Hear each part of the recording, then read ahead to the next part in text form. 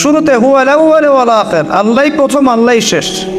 ওয়া যাহির ওয়াল বাতিন, তিনি সুস্পষ্ট, তিনি গোপন। ওয়া হুয়া বিকুল্লি শাইইন আলিম, প্রতিটা বিষয় সম্পর্কে তিনি জ্ঞানী। আল্লাহ বলছেন সর্বপ্রথম শুধু আল্লাহ ছিলেন, আর কেউ ছিল না। আর এক সময় আসবে কুল্লু মান আলাইহা ফান ওয়া ইয়াবকা ওয়াজহু রাব্বিকা যুল জালালি ওয়াল ইকরাম। এমন একটা সময় ছিল আল্লাহ ছিলেন, কেউ ছিল না। আবার একটা সময় আসবে শুধু আল্লাহ থাকবেন আর কেউ থাকবে না। আল্লাহ পাক যখন ছিলেন, তারপরে আল্লাহ পাক সৃষ্টি করেছেন আরশে আজিম।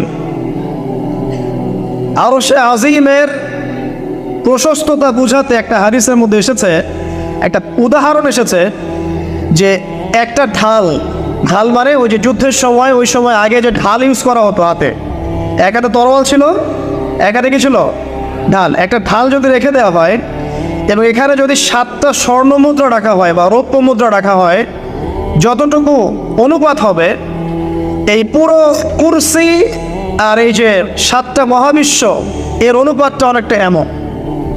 কথা বুঝতে পারছেন? এটা ওয়াসিআ কুরসিয়ুহুস সামাওয়াতি ওয়াল আরদ, আয়াতুল কুরসির মধ্যে পড়ছেন না?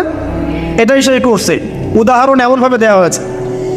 আবার নবীজি বলছেন সাল্লাল্লাহু আলাইহি ওয়াসাল্লাম, ওই ঢালটাকে, পয়সা ভর্তি ওই ঢালটাকে যদি আমরা একটা মরুভূমিতে রেখে আসি, তাহলে মরুভূমির তুলনায় ঢালটা যতটা ছোট, আরশের তুলনায় কুরসি অতটুকু ছোট।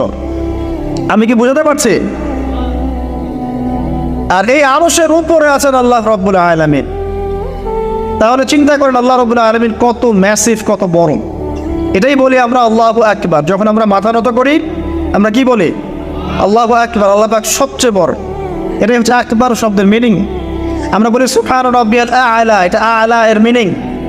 আমরা বলি সুবহান রাব্বিয়াল আযীম, এটা হচ্ছে আযীমের মিনিং। আমি কি বুঝাতে পারছি ভাই? আচ্ছা, এবার আসেন, আল্লাহ পাক আরশ সৃষ্টি করেছেন এবং আরশটা ছিল পানির উপরে। কানা আরশুহু আলাল মা, আরশটা কোথায় ছিল? পানির উপরে। এরপর আল্লাহ রাব্বুল আলামিন 7টা মহাবিশ্ব সৃষ্টি করেছেন মাত্র 6 দিনে। কয় দিনে? 6 দিনে। ফি সিত্তাতি আইয়াম, আল্লাহ পাক বলেছেন। আর আল্লাহ পাকের একদিন আমাদের কত দিনের সমান? মাশাআল্লাহ, তো সব জানেন মাশাআল্লাহ। আসেন ওয়াজ করেন। মাশাআল্লাহ, এটা ভালো লক্ষণ। আল্লাহ পাকের একদিন আমাদের দিনের হিসেবে কত দিনের সমান? 50,000 বছরের সমান। এটাই বলা হচ্ছে কিয়ামতের মাঠে মানুষ দাঁড়িয়ে থাকবে 50,000 বছর, হিসাব শুরুই হবে। মানুষ হিসেব শুরু করার জন্য নবীদের দ্বারস্থ হবে। আদম আলাইহিস সালামকে গিয়ে বলবে যে আমরা দাঁড়িয়ে থাকতে থাকতে ক্লান্ত, আল্লাহর কাছে সুপারিশ করেন, অ্যাটলিস্ট আল্লাহ পাক বিচারটা শুরু করি। আদম আলাইহিস সালাম বলবেন যে আমি পারছি না। নূহ আলাইহিস সালামের কাছে তিনি বলবেন আমি পারবো না। তারপরে আসবে ইব্রাহিম আলাইহিস সালাম, আমি পারছি না। নবী মূসা আলাইহিস সালাম, আমি পারছি না। ঈসা আলাইহিস সালাম, আমি পারবো না। সর্বশেষ কে?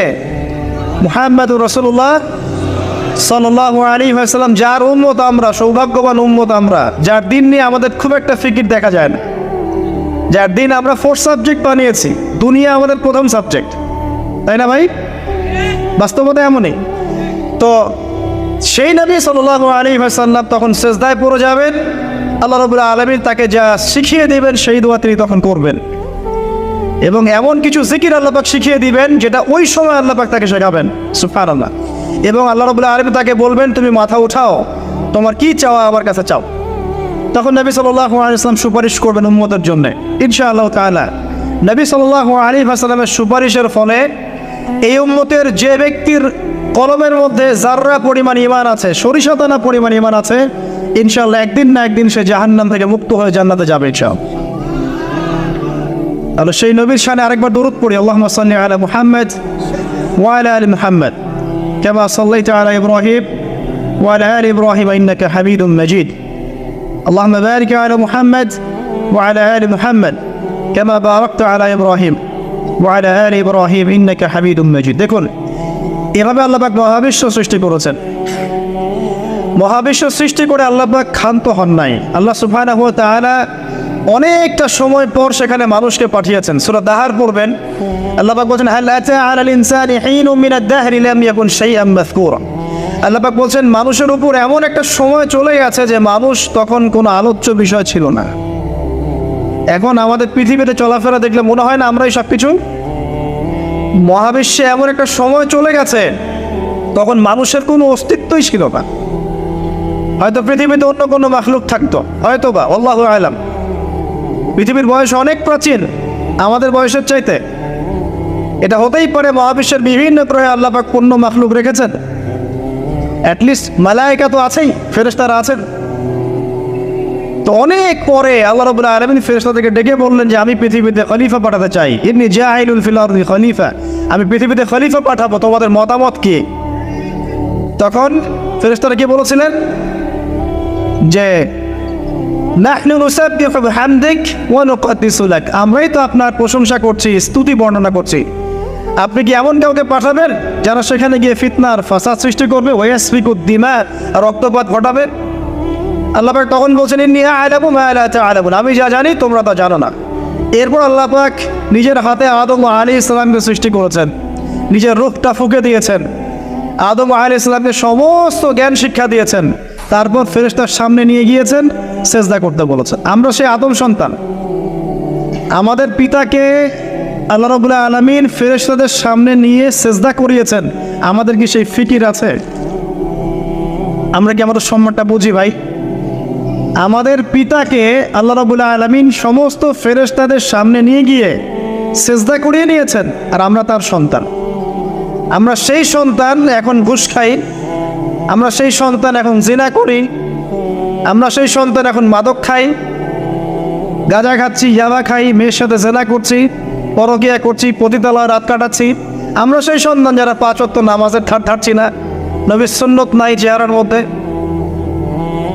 দ্বীন ইসলাম, আল্লাহ পাকের পৃথিবী, আল্লাহ পাকের জমিন, দ্বীন ইসলাম সবাই এখানে প্রচার প্রসার ঘটাবে, এটা আমাদের মৌলিক স্বাধীনতা।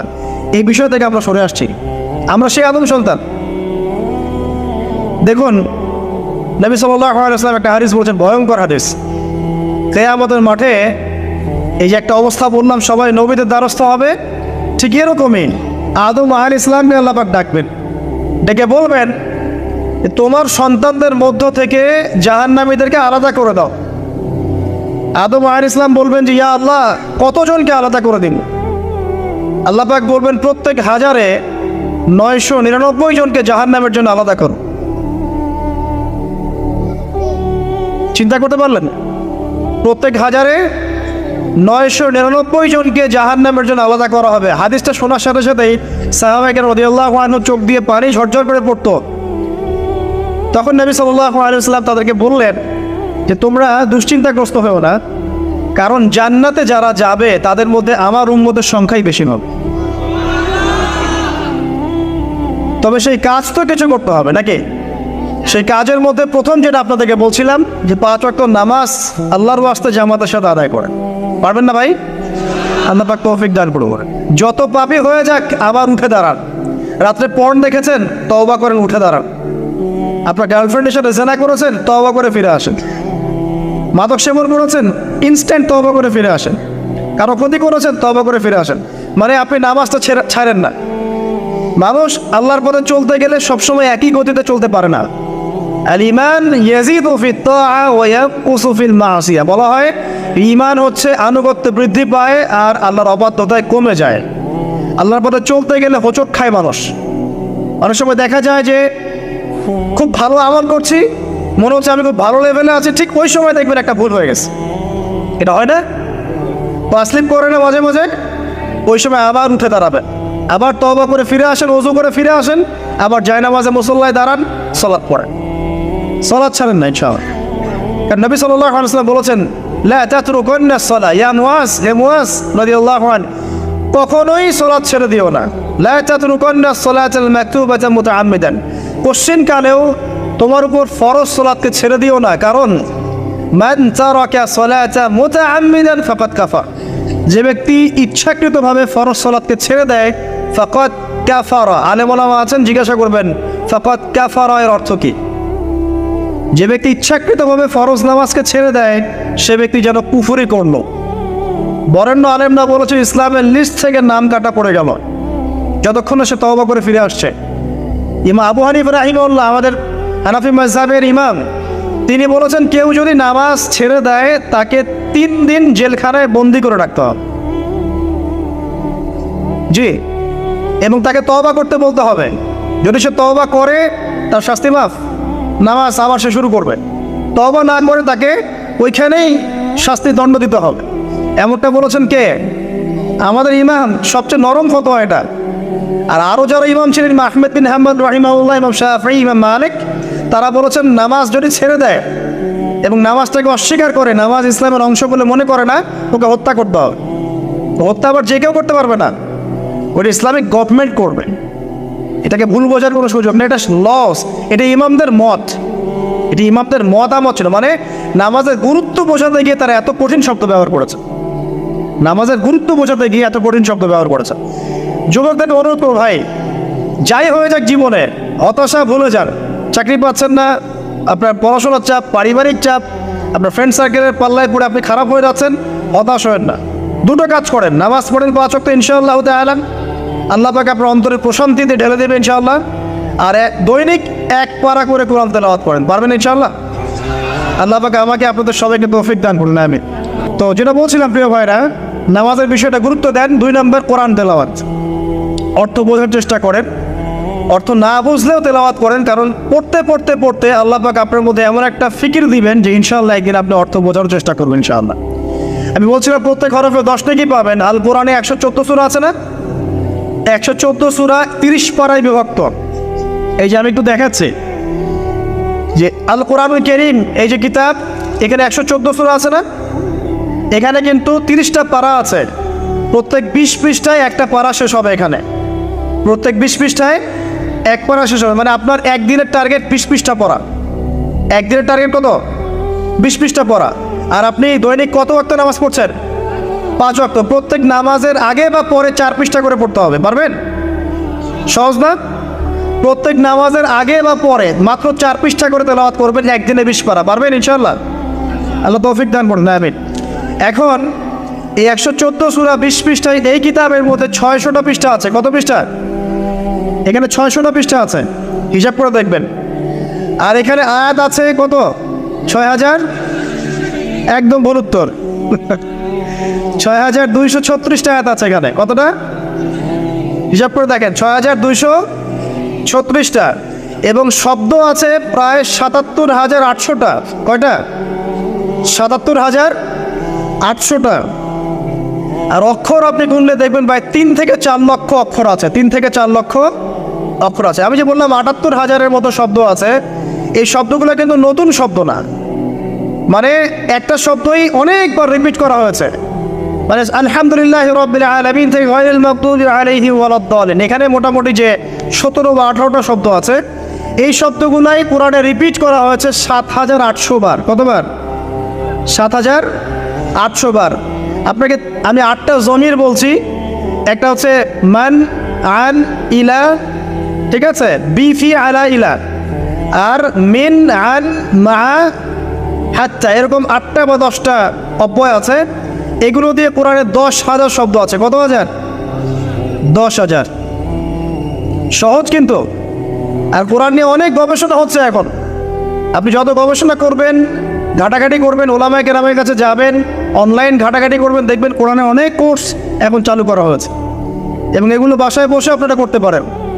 যে কোনো প্রফেশনের মানুষ, যে কোনো অঙ্গনের মানুষ, হোক তিনি একজন ব্যাংকার, হোক তিনি একজন পলিটিশিয়ান বা ইকোনমিক্স বা সোশ্যাল ওয়ার্কার বা চাকরিজীবী বা স্টুডেন্ট, যে কেউ হোক না কেন, নারী পুরুষ সবাই এই কোর্সগুলো করতে পারেন। ভিজিট করেন www.quraniccorpus.com। দেখেন কত কোর্স দেওয়া আছে, শর্ট কোর্স কোরআনের উপরে। ভিজিট করেন, দেখুন www.understandquran.com। দেখেন কতগুলো কোর্স দেওয়া আছে। কোরআনের ইনশাআল্লাহ 50% শব্দ শিখিয়ে দেবে। এটা জেনারেল লাইনে যারা পড়ছেন তাদের জন্য অনেক অনেক ইফেক্টিভ এই কোর্সগুলো। আর এগুলো ভাই আমাদের জানতে অনেক কষ্ট করতে হয়েছে। ফ্রি বলছি আপনাদেরকে, ঠিক আছে? এগুলো কিন্তু রিসার্চ করতে অনেক কষ্ট হয়েছে। তো একটা লেকচারে ফ্রি পাচ্ছেন এগুলো, এখনই লুফে নেন। আজকে বাসায় গিয়ে চর্চা শুরু করেন, দেখবেন ইনশাআল্লাহ অনেক ভালো করতে পারবেন। আমরা কিছুই না ভাই, আমরা চাই আগামী প্রজন্মতে এমন বড় বড় আলেমরা উঠে আসুক, যারা কোরআন সুন্নাহর জ্ঞানের সাথে অর্থনীতি, ইতিহাস, রাজনীতি, জিওপলিটিক্স, আপনার দর্শন, আপনার কি বলবো, পররাষ্ট্রনীতি, আপনার সমাজবিজ্ঞান, হ্যাঁ, সমস্ত নলেজগুলো রাখুক এবং কোরআন এবং সুন্নাহকে হাতে নিয়ে বিশ্বটাকে চ্যালেঞ্জ করুক। এমন জেনারেশন আল্লাহ পাক তৈরি করুন, আমিন। আসলে আমরা কিছুই না, আমরা তো আগাছা। আমরা মনে করি যে আমি তো এই উম্মার আগাছা, আমাদের তো উম্মার কি হচ্ছে। এমন প্রজন্ম আল্লাহ পাক নিয়ে আসুক যারা কোরআন সুন্নাহর জ্ঞান তো রাখবেই, পাশাপাশি যুগোপযোগী সমস্ত জ্ঞান যেন তারা অর্জন করে। তখন তারা কোরআন হাদিস নিয়ে এমন ব্যাখ্যা করবে যে এই ব্যাখ্যা চ্যালেঞ্জ করার ক্ষমতা ইসরায়েলের থাকবে না ইনশাআল্লাহ। তারা ওই ব্যাখ্যা চ্যালেঞ্জ করার ক্ষমতা পশ্চিমাতে থাকবে না। সারা বিশ্বটাকে ওরা এখন মগের মুল্লুক পেয়েছে, আর যা ইচ্ছা তাই করে, যা ইচ্ছা তাই। মানে ইচ্ছা হলো এক দেশকে আরেক দেশের এই গ্যাসটি উস্কে দিল, ঠিক আছে। ওদের তো কিছু মিডিয়া আছে, যুদ্ধ না লাগলেও যুদ্ধ লাগায় ছাড়বে। তারপরে একজনের কাছে অস্ত্র বিক্রি করবে, ওর কাছ থেকে যে লাভটা করবে এই লাভের টাকাতে আরেকজনের কাছে অস্ত্র বিক্রি করবে, মাঝখান থেকে ওদের স্বার্থ উদ্ধার করবে। কী যে চলছে, সারা ওয়ার্ল্ডে একটা বিশাল যুদ্ধ লাগানোর পায় তারা চলছে। হয়তো এটাই সেই নিউক্লিয়ার যুদ্ধ হবে, আল্লাহু আ'লাম, আমরা জানি না। তবে এতটুকু জানি হাদিসে একটা বড় যুদ্ধের কথা এসেছে, যেটা এখন পর্যন্ত বিশ্বে হয়নি কখনো। First world war, second world war, 1914, 1948-এর যুদ্ধ এর সামনে কিছুই না। এটা ইরাকের ইউফ্রেটিস নদীর সোনার পাহাড়কে কেন্দ্র করে হবে বলে হাদিসে এসেছে। এখন এই সোনার পাহাড় অরিজিনাল সোনার পাহাড়ও হতে পারে বা ব্ল্যাক গোল্ডও হতে পারে, আল্লাহ ভালো জানেন, আমরা জানি না। কিন্তু আল্লাহর নবী সাল্লাল্লাহু আলাইহি ওয়াসাল্লাম বলেছেন মুসলিমরা যেন এই সোনার পাহাড়ে হাত না দেয়, কারণ এখানে প্রায় 80টা দেশ একত্রিত হয়ে যাবে এই ব্যাটলে, এবং প্রতি 1000 কমব্যাটন মানে যোদ্ধা যারা থাকবে তাদের মধ্যে 99% যোদ্ধা এই যুদ্ধে মারা যাবে। এটা নবী সাল্লাল্লাহু আলাইহি ওয়াসাল্লামের ভবিষ্যৎবাণী, এটা হবেই হবে, কেউ টলাতে পারবে না। কত বছর পর আমরা জানি না, হাদিসে আমরা এসছে। এটাকে বলা হয় মালহামাতুল কুবরা, মানে বিশাল মহাযুদ্ধ। 80টা ফ্ল্যাগ মানে কি 80টা দেশ। যাই হোক, আমরা দোয়া করি আল্লাহ পাক এমন প্রজন্ম নিয়ে আসুক যে প্রজন্ম কোরআন এবং সুন্নাহর জ্ঞান দিয়ে আগামী বিশ্বটাকে ডিল করতে পারে। আল্লাহ পাক আমার হচ্ছে ভালো প্রজন্ম নিয়ে আসুন, আমিন। আর আমরা দোয়া করি আল্লাহ পাক আমাদের দেশটাকে যেন হেফাজত করেন, দুর্ভিক্ষের ফিতনা থেকে হোক, ইকোনমিক স্যাংশনের ফিতনা থেকে হোক, হ্যাঁ, IMF-এর ষড়যন্ত্র থেকে হোক, বা ইন্টারনাল পলিউশন থেকে হোক, বা মহামারী থেকে হোক, সব রকমের ফিতনা ফাসাদ থেকে আল্লাহ পাক আমাদের সোনার বাংলাকে হেফাজত করেন, আল্লাহুম্মা আমিন। এবং আমাদের মধ্যে আপোষে যে ইখতিলাফগুলো আছে এগুলো আল্লাহ পাক দূর করে দিন, এবং আমরা সবাই মুসলিম ভাই ভাই হয়ে পথ চলতে পারি, সে তৌফিক আল্লাহ পাক দান। তো ভাইয়েরা, যেটা বলছিলাম, কোরআনকে সময় দেন। এরকম অনেক ওয়েবসাইট আছে যেগুলো খাটলে আপনি অনেক ভালো করতে পারবেন ইনশাআল্লাহ। তো প্রত্যেক হরফে 10 টাকাই পাবেন। এতগুলো হরফ আছে কোরআনে, প্রায় 3 থেকে 4 লক্ষ। তো আপনি যদি প্রত্যেক হরফে 10 টাকাই পান, তাহলে একটা বার যদি কোরআন বিশুদ্ধ করে খতম দেন, আপনি কত নেকি পেতে পারেন? চিন্তা করে দেখেন কত নেকি পেতে পারেন। এবার আসেন কয়েকটা সূরা বলে দেই, তারপর সামনে যাচ্ছি। যেগুলো আমি চাই আগামী মাহফিলের সিজন আসার আগেই আপনাদের মধ্যে সবাইকে মুখস্থ করতে হবে, পারবেন? বিশুদ্ধ করে। একটা এক্সাম্পল দিচ্ছি, বিশুদ্ধ কাকে বলে। যদি আপনি বলেন আলহামদুলিল্লাহি রাব্বিল আলামিন, কি অর্থ? সমস্ত প্রশংসা আল্লাহর জন্য, যিনি বিশ্বজাহানের প্রতিপালক বা মালিক। আচ্ছা, এখানে আলহামদু কেমন করে উচ্চারণ করেছেন? ডলার কোথা থেকে? মাঝখান থেকে না? আচ্ছা, আলহামদু অর্থ সমস্ত প্রশংসা। যদি কেউ বলে আলহামদুলিল্লাহ, অর্থ কি হবে? অর্থ উল্টে যাবে, অর্থ হবে সমস্ত নিন্দা আল্লাহর জন্য, নাউজুবিল্লাহ, যিনি বিশ্বজাহানের রব। কিসের কারণে হলো? একটা হায়ের কারণে হয়েছে, একটা হায়ের কারণে হয়েছে। সো বিশুদ্ধ বলতে আমি কি বোঝাচ্ছি একটু বোঝার চেষ্টা করেন। মানে আপনার মদ, আপনার মাখরাজ, আপনার এই যে তাজবিদ, তারপরে গুন্না, ইখফা, এই নিয়মগুলো খুব সুন্দর থাকতে হবে। এক কথায় তারতিলের সাথে বিশুদ্ধ করে কোরআন তেলাওয়াত করতে হবে। এটা আপনি একা একা বাসায় পারবেন না। আমি অনেকের তেলাওয়াত শুনেছি, আমাদের আশপাশে অনেক ভাইয়ের, যে একা একা শেখার চেষ্টা করেছেন, আসলে ভুল হয়ে গেছে। একবার ভুল হয়ে গেলে সারা জীবন ভুল পড়তে থাকবে। কষ্ট করে 2টা বা 3টা মাস একটু ইমাম সাহেবের কাছে যান, বা আলেমের কাছে যান, মাদ্রাসায় যান, মক্তবে যান, সারা জীবন সুখে থাকবেন ইনশাআল্লাহ তাআলা। 3টা মাস কষ্ট করেন। তো বিশুদ্ধ করে কোরআন তেলাওয়াত করলে আপনার এত বেনিফিট আছে। তাই আমি কিছু সূরা বলছি, এগুলো মুখস্থ করতে হবে আপনাদের সবাইকে। 1 নম্বর সূরা ফাতিহা, পড়া যাবে না? কার সূরা ফাতিহা মুখস্থ নাই? কোন সে হতভাগা? হাত তোলেন দেখেন। কেউ আছেন?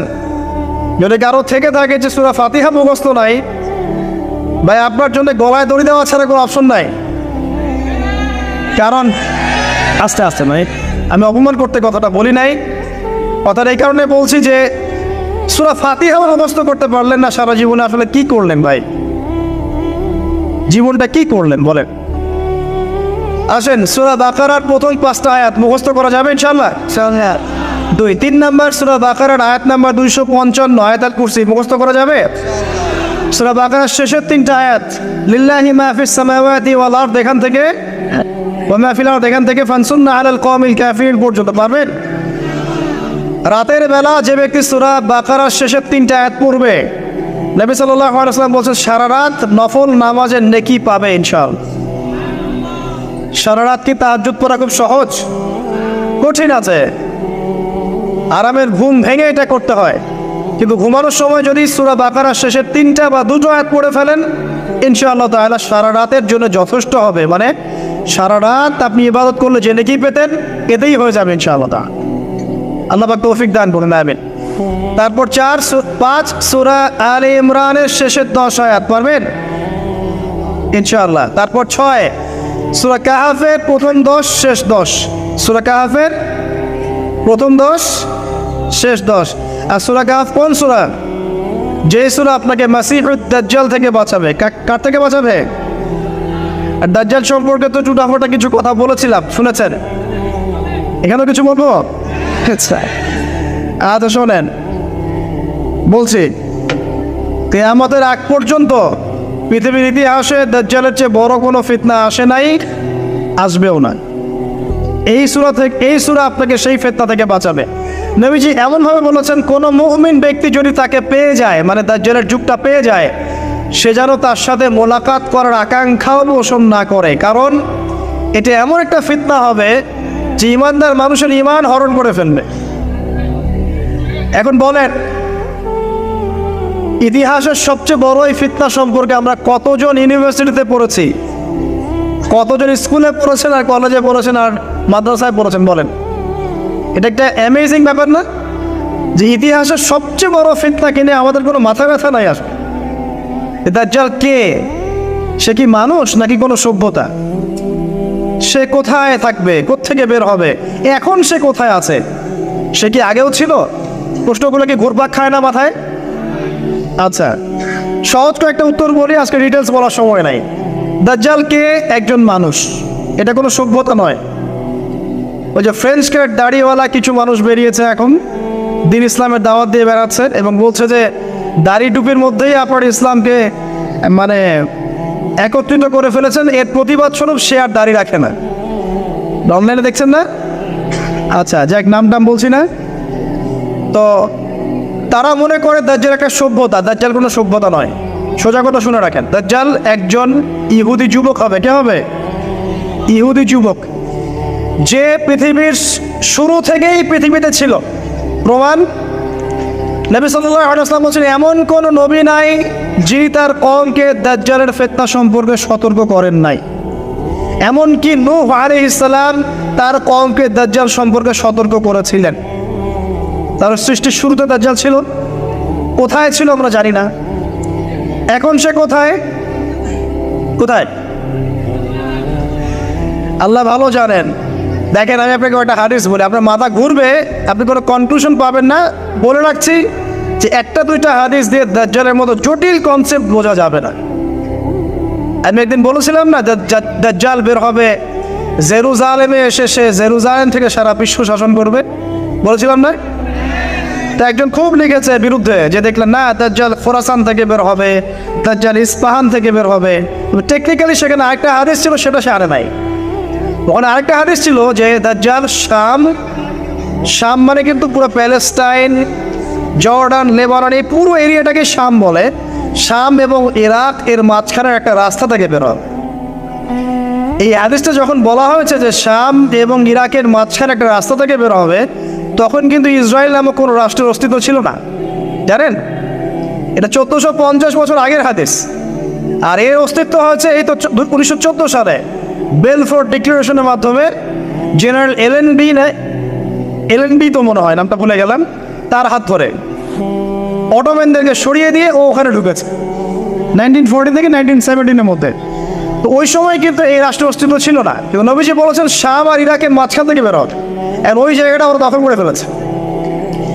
এমনকি তামিমদারির যে হাদিসটা আছে যেখানে দাজ্জাল শেকল দিয়ে বাঁধা আছে না, একটা জায়গায় বলা আছে, ওখানেও তামিমদারিকে প্রশ্ন করছেন ওই মানুষরূপী দাজ্জাল যে 22 সালের খেজুর গাছে কি খেজুর ধরে, তারপরে তাবারিয়া হ্রদে কি পানি আছে, মানে মানুষরূপী দাজ্জাল কয়েকটা প্রশ্ন করছেন, 22 সালে খেজুর গাছে খেজুর ধরে, তাবারিয়া হ্রদে কি পানি আছে।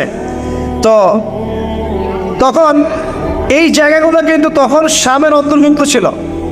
বাইসান, তাবারিয়া হ্রদ এখন সবগুলো ইসরায়েলের অন্তর্ভুক্ত, আপনি চেক করে দেখেন। হাদিস বলা হয়েছে 1450 বছর আগে, আর এখন কিন্তু এই লাস্ট 100 বছরের জায়গাগুলো ওরা দখল করে ফেলেছে। তো আস্তে আস্তে কি ওইদিকে যাচ্ছে না পরিস্থিতি? যাচ্ছে। এখন বিষয়টা হচ্ছে সে একজন মানুষ, সে কোনো সভ্যতা নয়, তার কোকড়ানো চুল থাকবে, সে খুব হেভিলি বিল্ড হবে, তার শারীরিক শক্তি থাকবে বেশি, তার এক চোখ অন্ধ থাকবে, ঠিক আছে, এবং সে জিউসদেরকে নিয়ে বিশ্ব শাসন করবে। কতদিন? 40 দিন। আর 40 দিন মানে কি এক্স্যাক্টলি 40 দিন না, একটা সময় বোঝানো হয়েছে, এটা নিয়ে ওলামায়ে কেরামের মাঝে ইখতিলাফ আছে। তবে এতটুকু বলা হয়েছে তার প্রথম দিনটা হবে 1 বছরের সমান, দ্বিতীয় দিনটা হবে 1 মাসের সমান, আর তৃতীয় দিনটা হবে 1 সপ্তাহের সমান, এবং বাকি দিনগুলো মানুষের দিনের মতোই, আমাদের দিনের মতোই হবে, ঠিক আছে। এখন দেখুন ফুরুজ নিয়ে যে কথাগুলো আছে, দাজ্জালের অস্তিত্ব আর ফুরুজ এক জিনিস নয়। পৃথিবীর নূহ আলাইহিস সালামের সময়েও দাজ্জাল পৃথিবীতেই, কারণ নূহ আলাইহিস সালাম তার কওমকে দাজ্জাল সম্পর্কে সতর্ক করছেন, ঠিক আছে। আবার নবী সাল্লাল্লাহু আলাইহি ওয়াসাল্লাম বলছেন যে সে বের হবে আমার উম্মতে, এবং কিয়ামতের আগে সে সবচেয়ে ভয়ঙ্কর ফিতনা হবে, এর চেয়ে বড় কোনো ফিতনা নাই, আসবেও না, ছিলও না। পৃথিবীতে এখন যতগুলো ফিতনা আছে এগুলোকে একসাথে করলেও দাজ্জালের সমান হবে না, ঠিক আছে। সে বিশ্ব শাসন করবে, তার এক হাতে জান্নাত এক হাতে জাহান্নাম, মানে এটা রূপক অর্থে, কারণ জান্নাত জাহান্নাম হাতে আনা সম্ভব নয়। এক হাতে কি জান্নাত আনা সম্ভব? এক হাতে জাহান্নাম আনা সম্ভব? অর্থাৎ তার আনুগত্য যারা করবে তাকে সে প্রোগ্রেস দেবে, যে করবে না তাকে সে ধ্বংস করবে, এক শাস্তি দিবে। সে একটা কওমের পাশ দিয়ে হেঁটে যাবে, কওমের লোকদেরকে বলবে আমাকে আল্লাহ বলে মেনে নাও। ওই কওমের লোক যদি মেনে নেয় ওদেরকে সচ্ছলতা দিবে, ওদের ফসল ফলবে, ধন সম্পদ ওদের পিছু নেবে। যদি কোনো কওম অস্বীকার করে ওদেরকে ম্যাসাকার করে ছেড়ে দিবে। একজন যুবককে ডাকবে, ডেকে বলবে আমি কি আল্লাহ, তুমি কি বিশ্বাস করো? সে বলবে না, তুই দাজ্জাল। ওই যুবকটাকে ধরে চিরে ফেলে দিবে, চিরে ফেলে তার দেহের এক প্রান্ত একদিকে আর এক প্রান্ত আরেক দিকে ফেলে দিবে। এরপর আবার একে জীবিত করবে, জীবিত করে যুবককে আবার বলবে যে এখন কি বিশ্বাস হয়েছে যে আমি আল্লাহ? তখন যুবকটা বলবে এখন আরো স্পষ্ট বিশ্বাস হয়েছে তুই দাজ্জাল। কারণ নবী সাল্লাল্লাহু আলাইহি ওয়াসাল্লাম বলেছিলেন যে দাজ্জাল এরকম করে চিরে একজনকে ফাড়বে আবার জীবিত করবে। নবী সাল্লাল্লাহু আলাইহি ওয়াসাল্লাম বলেছেন এই যুবক হবে অনেক উঁচু স্তরের শহীদ। সুবহানাল্লাহ। তো সে কি, কোথায়? দেখুন তামিমদারির হাদিসের মধ্যে দ্বীপের কথা আসছে, দ্বীপের মধ্যে সে বাধা আছে, প্রশ্ন করছে বাইসানে খেজুর গাছে খেজুর ধরে, তারপরে হ্রদে কি পানি আছে? তো তামিমদারি বলছেন না, খেজুর তো এখন খুব একটা, খেজুর খুব ভালো ধরে, খেজুর খুব ভালো ধরে, কিন্তু তাবারি হ্রদে খুব তাবারি হ্রদেও পানি অনেক আছে। খেজুরও খুব ভালো ধরে, তাবারি হ্রদেও পানি বেশি আছে। তখন সে দাজ্জাল বলছে অচিরেই বাইসানের খেজুর গাছে খেজুর ধরবে না, আর তাবারি হ্রদেও পানি থাকবে না। এখন দেখেন এই খেজুর গাছের খেজুর নাই, তাবারি হ্রদের পানিও নাই, লাস্ট 100 বছর এগুলো নাই। তো এগুলো সম্পর্কে মানুষ তো গবেষণা খুব একটা করে না, আর এগুলো আমরা তো খুব বেশি পড়াশোনা করা হয় না, ইউনিভার্সিটিতে পড়ানো হয় না। অনেক সময় আমরা যারা ইসলামিক লাইনে পড়ছি আমরাও পড়ছি না, এই কারণে আমরা বিষয়টা থেকে অন্ধ থেকে যাচ্ছি। যে জিউসদেরকে নিয়ে সে বিশ্ব শাসন করবে, সেই জিউসরা 2000 বছর পর্যন্ত জেরুজালেমে ঢুকতে পারে নাই। 1914 থেকে 1947 মধ্যে 2000 বছর পর তারা সেখানে ঢুকেওছে, সেখানে প্যালেস্টাইনিদেরকে বেরো করে দিয়েছে, বসতি স্থাপন করেছে, রাষ্ট্র কায়েম করেছে, এখন সারা বিশ্বকে সে চষে বেড়াচ্ছে। এটা ছিল না আগে। ইভেন এখন যারা ওয়ার্ল্ডের জিও পলিটিক্স বোঝেন, যারা পলিটিক্স করে, প্রশাসন আছে, সবাই জানে বিষয়গুলো, যে সে এমন শক্তিশালী একটা রাষ্ট্র হয়েছে যে সারা বিশ্বের ইন্টারনাল বিষয়গুলোতেও সে বলানোর চেষ্টা করে, না করানোর চেষ্টা করে। সায়েন্স বলেন, মিলিটারি সায়েন্স